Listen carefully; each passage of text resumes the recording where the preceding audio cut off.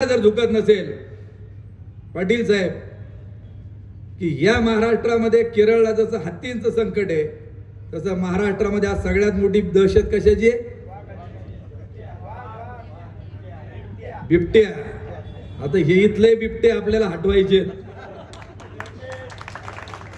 आणि हे बिबटे ज्यावेळेला यांच्या ज्यांनी सत्तेतल्यांनी हटत नव्हते 56 लोक या परिसरामधली बिबट्याच्या हल्ल्यामध्ये प्राणगत झाली आणि म्हणून आम्ही लढा रस्त्यावर दिला.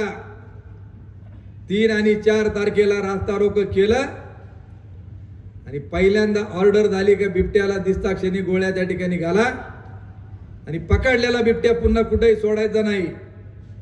तो जिथं जिथं प्राणी संग्रहालय तिथं नेऊन सोडायचा आणि म्हणून यांना जे करता आलं नाही ते तुमच्या सगळ्यांच्या सहकार्याने आंदोलनाच्या निमित्ताने आपण करून त्या ठिकाणी दाखवलं.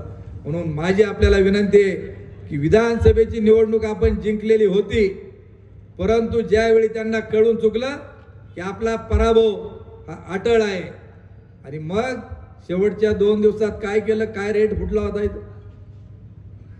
काय रेट फुटला होता?